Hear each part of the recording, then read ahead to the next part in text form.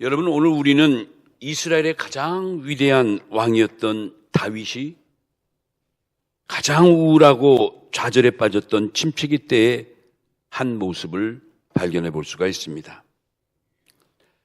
여러분, 다윗이 누굽니까?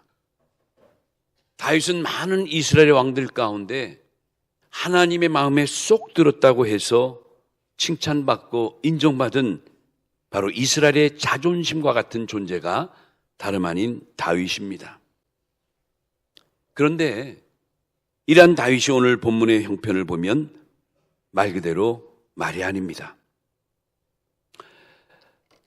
미친 듯이 다윗을 죽이려 혈안이 되고 추격하는 사울왕의 그 추격의 고삐는 조금도 늦춰지지 않고 마침내 다윗이 그와의 600명의 부하들과 생계조차 위협받을 수밖에 없는 절망적 상황에 빠지게 됩니다.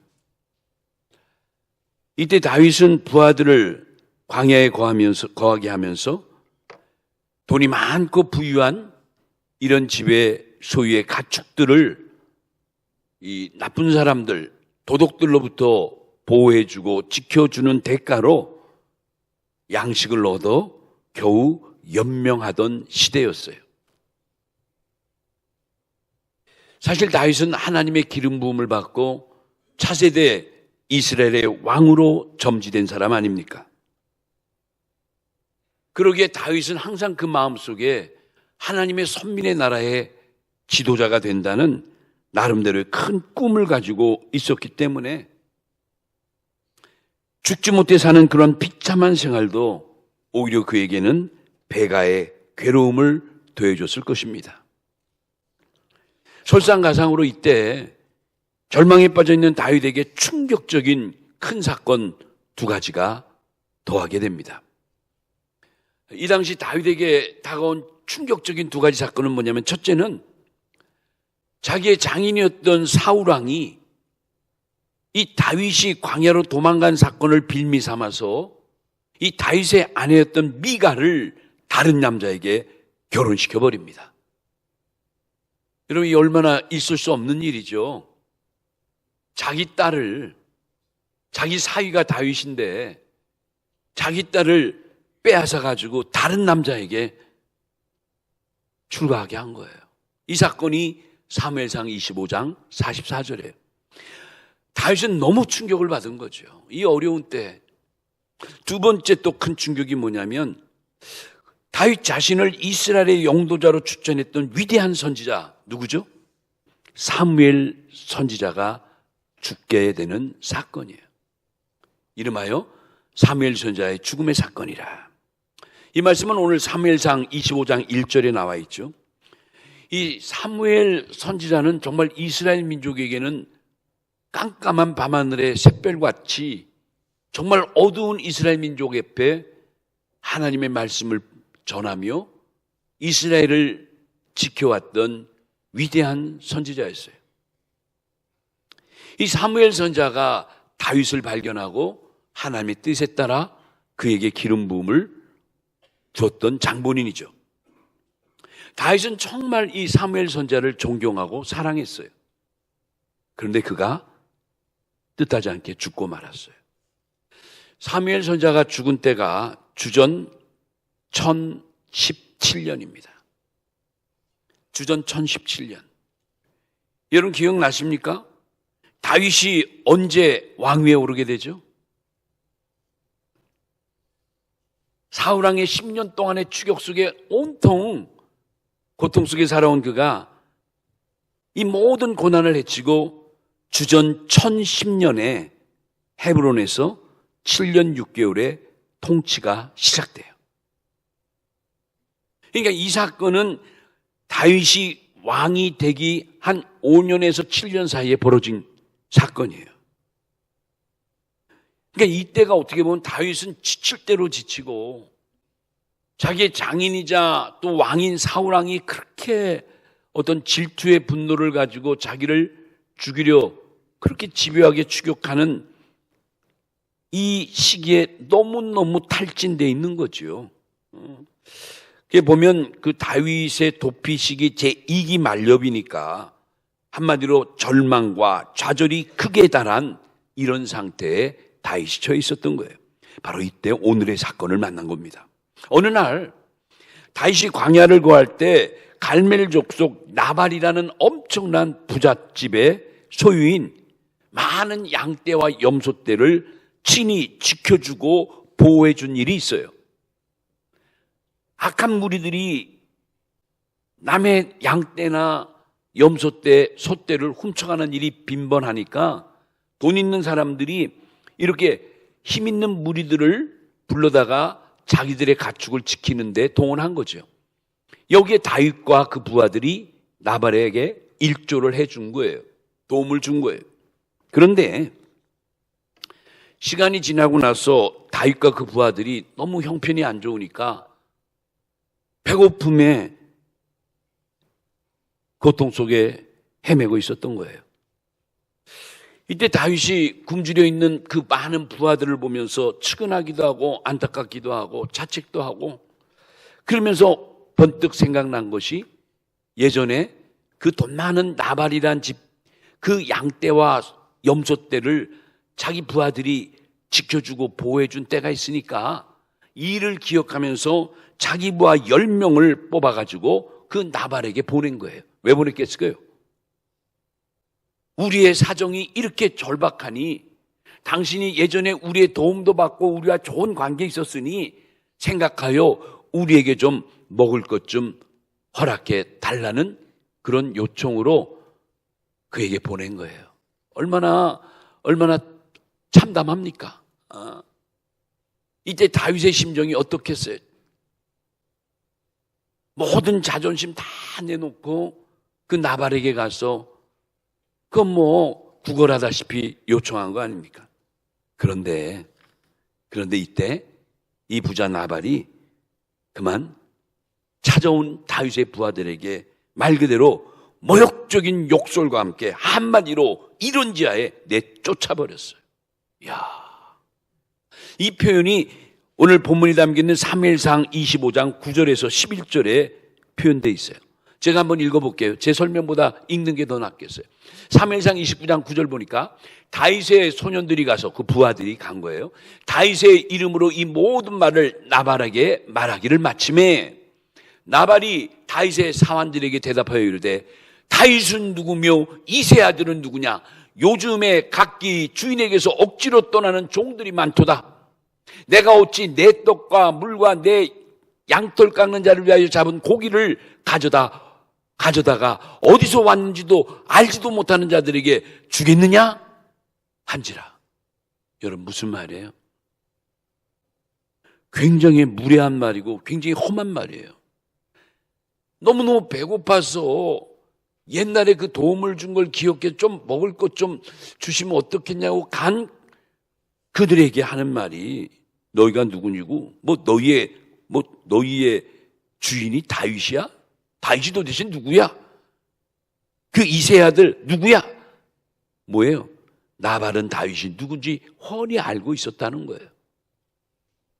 그럼에도 불구하고 어찌 내 떡과 내 물을 내 종들에게 줘야 될 고기를 그런 자들에게 어디서 왔는지도 알지 못하는 너희들에게 내가 줄 수 있겠느냐? 안 준다, 못 준다.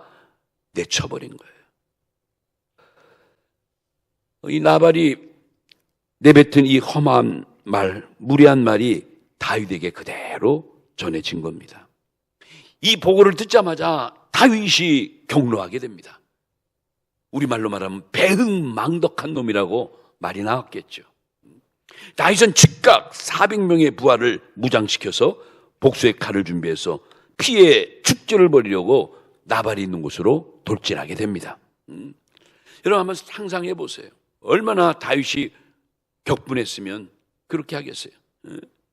이 절체절명의 순간에 다윗이 군사들을 입고 막 나발을 찾으러 가고 있는 그 중간에 갑자기 한 여인이 나타나게 됩니다. 이 여인에 의해서 다윗의 진격이 멈추게 되고 뜻하지 않게 영접을 받는 사건이 일어납니다. 다윗의 눈앞에 나타난 이 여인이 바로 나발의 아내 아비가일이란 여인입니다.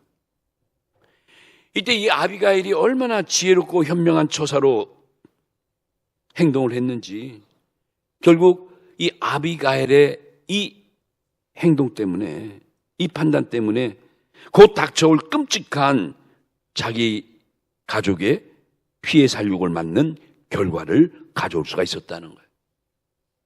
아비가일이 아니었으면 나발은 끝났죠. 단칼에 끝났죠. 여러분, 여기서 주목할 게 있어요. 첫 번째로 이 아비가일의 훌륭한 판단력과 민첩한 행동입니다. 아비가일의 뭐라고요? 훌륭한 판단력과 민첩한 행동이라고요. 그러니까 아비가일은 사실 그 남편 나발과는 무척 대조적인 인물이에요. 이 아비가일은 한마디로 보면 좀 뭐랄까, 앞을 내다보는 안목, 우리가 해안이라고 그러죠. 장래를 꿰뚫어 보는 해안이 열린 여자예요.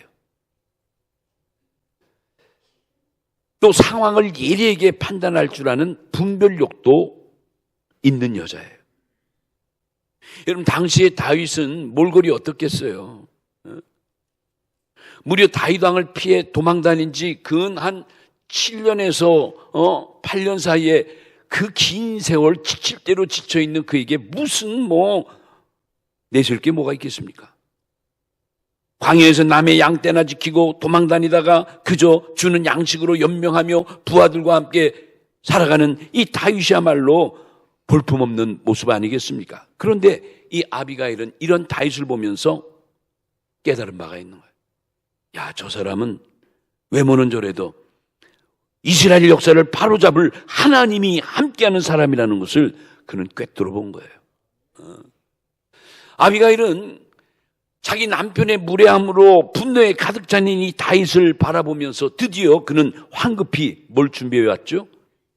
맛있는 풍성한 음식을 황급히 준비해 가지고 다윗 앞에 나타난 거죠. 굶주림에 차 있는 다윗의 부하들과 다윗에게 풍성한 양식을 준비해 가지고 펼쳐놓고 넙죽 엎드려 무릎을 꿇고 흐느껴 옵니다. 그러면서 다윗에게 이런 고백을 합니다. 이 말씀이 오늘 본문이 담겨있는 열왕기상 25장 28절에서 29절 내용인데, 여기서 이제 아비가일이 이 격분에서 달려오는 다윗을 막았으면서 이렇게 표현하는데, 이 아비가일은 다윗을 나의 주, 내 주라는 표현을 하는 거예요. 제가 한번 읽어볼게요. 28절. 주의 여종의 허물을 용서하여 주옵소서. 여호와께서 반드시 내 주를 위하여, 내 주라는 건 다윗이에요. 다윗을 위하여 든든한 집을 세우시리니 이는 내 주께서 여호와의 싸움을 싸우시며 내 주의 일생에 내 주에게서 악한 일을 찾을 수 없음이니이다. 사람이 일어나서 내 주를 쫓아 내 주의 생명을 찾을지라도 내 주의 생명은 내 주의 하나님 여호와와 함께 생명 싸개 속에 쌓였을 것이요 내 주의 원수들의 생명은 물매로 던지듯 여호와께서 그것을 던지시리이다. 여러분, 아비가일이 이 순간, 이 절박한 순간에 엎드려서 다윗을 보며 이렇게 흐느껴 호소한 거예요. 여러분, 대단하죠? 어떻게 이렇게 이러한 표현을 할 수가 있었을까? 놀랍기 짝이 없어요. 이런 그 아비가일의 진정 어린 그 말과 그의 모습에 다윗과 그 많은 부하들이 일제히 거친 숨을 진정하게 됩니다. 여러분, 이때 이 아비가의 말 한마디가, 그렇죠? 다윗과 흥분한 모든 군사들의 마음을 휘어잡은 거예요. 놀라운 거죠. 말 그대로 아비가일은 정말 다윗이야말로 하나님의 뜻을 성취시키기 위한 온갖 고난 속에서도 진정한 하나님의 사람이라는 것을 내다보면서 그렇게 말한 거죠. 서두에도 말씀드렸듯이 이것은 우연이 아닌 거예요. 아비가일은 이미 영적인 눈이 열린 사람이라는 거예요. 다윗이 하나님과 함께하는 사람이고 은혜의 사람이고 믿음의 사람이라는 것을 알아봤다는 거예요. 여러분, 우리가 이 신앙을 가지고 산다는 게 뭡니까? 우리가 신앙을 가지고 산다는 것은 자신과 자신이 사는 이 역사를 늘 누구의 뜻에 연결시킬 줄 알죠? 늘 하나님의 뜻에 연결지으며 사는 삶을 우리는 신앙인의 삶이라 이렇게 말할 수 있는 거예요. 그러니까 신앙인의 삶은 우연이 없잖아요. 어떤 일을 만나도 어떤 일을 당해도 그 모든 게 다 하나님의 뜻과 하나님의 섭리로 연결하면서 살아가는 거예요. 여러분 그렇지 않습니까? 저는 우리나라의 오늘의 작금의 여러 사태들 또 교계의 많은 문제들 이거 결코 우리의 삶과 무관하지 않아요. 뭔가 하나님의 섭리와 뜻이 있다고 우리는 믿는 거예요. 그래서 우리는 절망하지 않습니다. 여러분과 저는 나라를 위해서 기도할지언정 절망하지는 않습니다. 왜요? 살아계신 하나님이 우리를 지켜주시고 우리를 보고 계시기 때문에. 여러분 반면에 불신앙은 뭐예요? 불신앙의 삶이라는 건 뭡니까? 생활과 역사에서 하나님을 제외하고 대신 그 자리에 누가? 내가 앉아 있는 거예요. 모든 사건과 모든 일들의 벌어짐에 하나님과 연결하지 못하고 항상 그 중심에는 자기 자신이 있는 거예요. 이러한 모습이 불신앙의 삶의 모습인 거예요. 여러분 어리석은 자는 예수님을 따라가되 가룟 유다 같이 자기 중심으로 예수님을 해석하고 따라갑니다. 결국 가룟 유다의 길은 실패의 나락으로 떨어집니다. 그런데 여러분 참된 신앙인은 뭡니까? 참된 신앙인은 예수님의 뜻을 자기에게 맞추려고 노력하며 비록 그 뜻이 힘들고 버거워도 어떻게 하죠? 그 말씀 앞에 그 뜻 앞에 순종하며 살려고 모진 애를 쓰며 사는 사람들이에요. 그 모습이 바로 여러분들 모습 아닙니까? 이렇게 신년벽두에 일도 바쁘고 하늘 일도 많고 참 가야 될 곳도 많은데 그래도 주일날 아침에 일찍이 깨끗하게 옷 차려입고 정성어리 교회에 나왔다는 것 자체만 해도 여러분은 벌써 하나님의 뜻을 맞추기 위해서 그만큼 우리가 노력하고 희생하는 거 아니겠습니까? 이게 믿는 자와 믿지 않는 자, 신앙인과 불신앙자의 차이점인 거예요.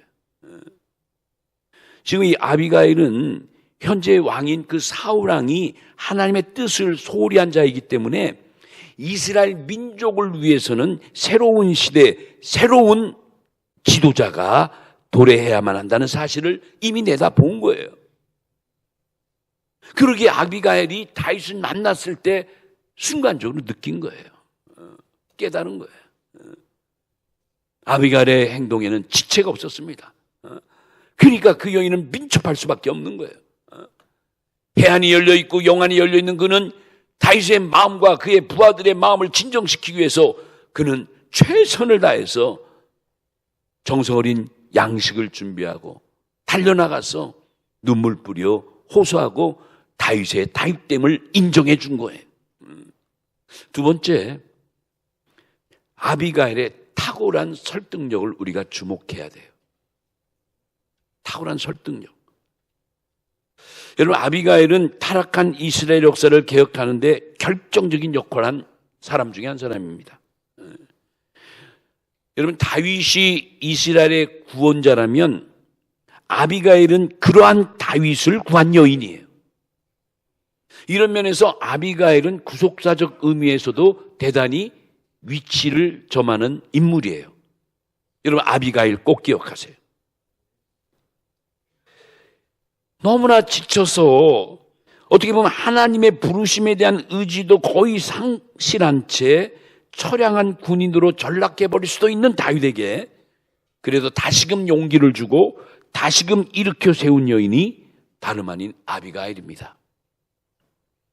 오늘 사무엘상 25장 28절에 이 아비가일이 다윗 앞에 이렇게 고백을 하고 이렇게 말을 합니다. 살아계신 여호와께서 당신을 위하여 든든한 집을 세우실 것입니다. 여러분 그냥 우리가 읽으면 뭐 그런 말인가 보다 하지만 사실 가만히 한번 생각해 봐요. 지금 절체절명 정말 삶의 위기 속에 여러분 영어로 번아웃이라는 단어 있죠. 완전 번아웃 된 거예요. 죽지 못해 사는 듯한 다윗이었는데 그에게 살아계신 하나님이 당신을 위해서 지금도 든든한 집을 세우고 계시다고 그렇게 위로할 때 다윗이 귀가 번쩍 열렸을 거예요. 왜 그러냐면요, 다윗의 이 말씀이 그냥 위로차, 그냥 건네는 대화가 아니에요. 여러분 한번 생각해 보세요. 사무엘하 7장, 저와 함께 다윗에 대해 우리 언약 공부할 때 시대마다 하나님 언약이 쭉 내려오는데 다윗 시대의 언약을 우린 이름하여 다윗 언약이라고 그러잖아요. 그 다윗 언약이 어디 나오냐면 사무엘하 7장 12절 13절에 바로 이 대목이 나와요. 그 다윗에게 하나님이 놀라운 축복을 언약할 때 그 중에 하나가 뭐냐면 내가 너의 나라를 견고케 하리라, 왕위를 영원케 하리라, 이런 축복을 해주셨어요. 약속을. 그의 나라를 견고케 하리라. 누구의 나라? 다윗의 나라를. 하나님이 그렇게 약속하셨는데 이 아비가일이 하나님이 다윗에게 주셨던 이 다윗 언약의 이 말씀과 연결이 돼 있어요. 이미 하나님이 그 언약을 하기도 전에 아비가일은 하나님의 마음을 꿰뚫어보고 다윗에게 임한 하나님의 역사를 내다본 거예요. 그리고 이 다윗이 새 시대의 군주가 되리라는, 어떻게 보면 사무엘 선지자가 예언했던 걸 재확인시킨 예언이라 할 수 있어요. 그러니까 다윗은 아비가일이 이 말을 딱 던졌을 때 그냥 들리지 않은 거죠. 왜? 자기에게 기름 부어주고 기도해주고 그렇게 하나님의 부르심을 전달해준 사무엘 선지자에게 귀가 닳도록 들었던 말인데 그 말을 이 여인의 입에서 탁 나올 때 다윗이 뭘 느꼈을까? 깜짝 놀랐을 거예요. 이 여인은 과연 누구일까? 이어서 이제 사무엘상 25장 29절에 계속 연하여 이렇게 아비가일이 다윗에게 말해요. 뭐라고 말하죠? 인간들이 당신의 생명을 찾을지라도 당신의 생명은 이미 하나님과 함께 있어서 하나님의 생명사계 속에 쌓여 보호하고 있다는 거예요. 야, 하나님이 하나님의 생명사계로 다윗을 에워싸니까 아무리 사울왕이나 적들이 당신을 죽이려고 해도 하나님이 에워싼 생명사계는 뭐한다? 건들지 못한다는 거예요. 야, 그 위기에 다윗이 그 말 들었을 때 얼마나 위안이 됐을까? 여러분 중요한 거예요. 이 사무엘상 25장 28절로 29절에 아비가일이 다윗에게 한 이 말이 사그라지고 있는 다윗의 신앙에 다시금 불을 땡겨주기 시작합니다. 아비가일의 이 한마디가 죽어가던 다윗과 그의 신앙에 다시 한번 반전하기에 부족함이 없는 격려와 소망의 말씀으로 역사한 거예요. 할렐루야죠. 이 사건으로 다윗이 다시 살아납니다. 나발에 대한 분노의 감정이나 보복에 대한 어떤 악한 마음이나 이게 이제 문제가 되지 않는 거예요. 이 여인의 이 한마디의 말씀을 듣고 나서 다윗은 눈 녹듯이 미움과 증오가 사라지고 어떡하죠? 하나님의 선민 이스라엘 역사에 대한 사명감을 다시금 되찾게 되는 거예요.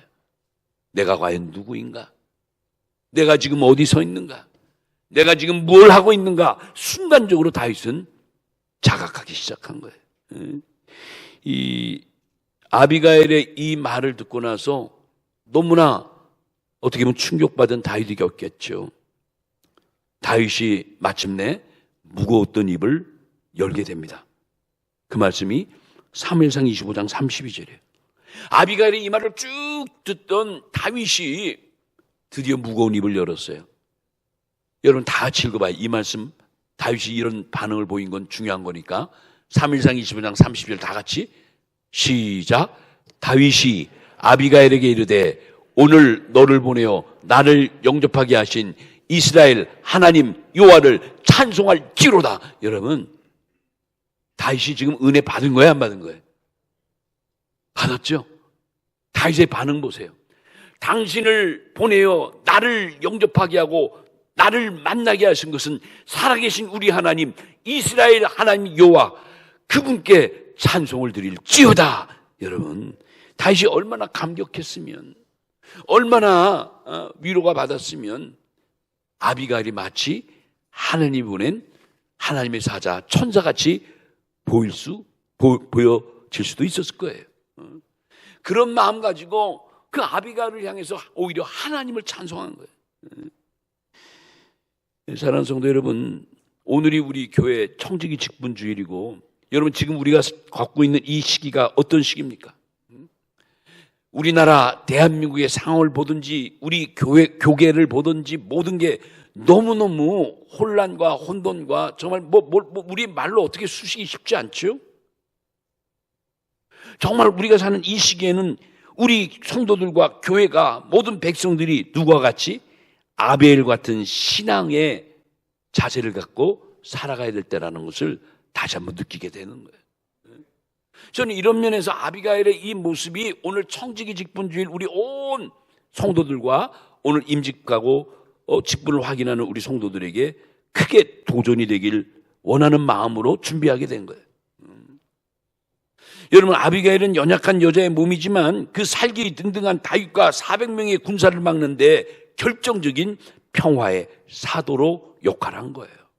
전쟁을 막은 거예요. 피비린내 나는 복수의 잔치를 이 한 여인이 막은 거예요. 여러분, 이 시대에 가장 필요한 게 뭘까? 여러분 기도하시죠. 교회를 보나 나라를 보나 모든 형편에 정말 이 시대에 가장 필요한 게 뭡니까? 여러 가지 많은 것 있지만 저는 그 중에 하나가 정말 이 시대야말로 평화의 사도가 필요하다.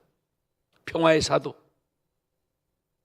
이 극에 달할 때 지녀야 될 신앙의 요소를 전 4가지를 말씀드리려고 하는데, 이 4가지가 바로 아비가일이 가지고 있는 신앙의 요소예요. 이 4가지 꼭 기억하세요. 오늘날 같이 나라가 혼란스럽고 교회가 혼란이 극이 달할 때 우리도 아비가일 같은 신앙의 4가지 요소를 우리는 꼭 기도하고 우리도 간직해야 되겠다. 첫째가 평화의 사도예요. 그리고 두 번째, 새 시대에 대한 확신, 새 시대의 예언자 같은 역할. 세 번째가 희생의 제물이 되는 것. 네 번째가 탁월한 설득력과 판단력이 있어야 된다는 것. 이 4가지. 오늘 이 아비가일은 이스라엘 민족 전체의 구원을 위해서 새로운 지도자 다윗을 격려하고 그의 신앙에 다시금 불을 붙여준 예언자요, 평화의 사도요, 희생의 제물이요, 탁월한 설득력을 가진 사람이었어요. 여러분, 이 시대에 우리 모든 성도들이 이 4가지 신앙 요소를 가지고 이 난국을, 이 혼란기를 이겨나가야 돼요. 이건 아비가일의 어떤 신앙인을 소개하는 것보다도 우리 이야기 하자는 거예요. 우리 이야기. 아비가일, 나발과 피해 보복이 일어나고 그건 성경 이야기고, 그걸 적용해서 오늘 우리의 현실로 볼 때 우리나라 대한민국이 지금 어떻게 됩니까? 잘못되면 피해 보복의 잔치가 일촉즉발 아닙니까 지금? 여차하면 그냥 따다당 땅땅 따다당 땅땅 난리 날 거 아니에요. 다들 말은 못하고 정부가 하는 일, 위에서 하는 사람들이 하는 일을 온 국민이 긴장하고 지금 바라보고 있잖아요. 이래서는 안 되는데. 지금 교계가 어떻게 돼요, 교계가? 이게 뭡니까, 이게? 다 듣자는 건지, 뭔지. 정말 이 시대에 우리의 진정한 교회 청지기는 뭘까? 우리에게 필요한 진정한 일꾼들은 어떤 모습이어야 될까? 저는 아비가일의 신앙의 사유에서 적용하고 싶어요. 이 여인이야말로 이 시대의 평화의 사도였고, 새 시대의 예언자였고, 희생의 제물이었고, 탁월한 설득력과 분별력은 가진 사람이었어요. 그였기에 마침내 다윗의 마음을 감동시키고 이스라엘 민족의 새로운 여명을 이끌어냈던 장본이라는 것을 우리는 알 수가 있는 거예요. 사랑하는 성도 여러분, 오늘 우리에게 바로 꼭 지내야 될 신앙의 형태, 이 4가지를 여러분 기억하시고 금년 안에 자기에게 맡겨진 직분 앞에 충성을 다하는 모두가 되시길 바랍니다. 이제 말씀을 마칠게요. 사랑하는 성도 여러분, 오늘 우리가 살펴본 이 아비가일이라는 인물은 성경의 경건한 사람 중에 탁월한 위치를 점하고 있는 사람입니다. 이 아비가일이 준비하다 보니까 그 이름의 뜻을 보게 됐는데 깜짝 놀랐어요. 여러분, 아비가일 이름의 뜻 아시는 분? 알면 제가 오늘 10권 몇 장 드릴까요? 아비가일의 이름의 뜻이 뭐냐면 자기 아비를 기쁘게 하는 자, 이런 뜻이에요. 아버지를 기쁘게 하는 자. 야, 아비가일, 우리말과 비슷하게 어떻게 아비가일이 아비를 기쁘게 하는 자예요. 그는 정말 말 그대로 하나님을 기쁘게 하는 자로서 지혜와 총명과 감사와 분별력이 충만한 사람이었어요. 때가 어느 때인지, 내가 가는 길이 어느 때인지, 지금이 뭘 해야 될지 판단과 분별력이 분명했던 사람이에요. 그리고 그는 설득력까지 갖췄어요. 결국 그의 다양한 이러한 모든 것이 합력하여 자기 가문에 임할 엄청난 멸망의 화를 사전에 예방하고 막을 수 있었던 지혜로운 여인이었던 거예요. 사랑하는 여러분, 오늘 우리가 이 시대의 아비가일이 되어야 될 줄로 믿습니다. 여러분과 저 하나 때문에 우리 가수원들 부른 교회 모든 성도들이 신령한 아비가일이 돼서 영적인 통찰력을 가지고 지금 어느 때인가 내가 무엇을 판단하고 어느 길을 가고 무엇을 해야 될 거라는 걸 바르게 성경적으로 깨닫고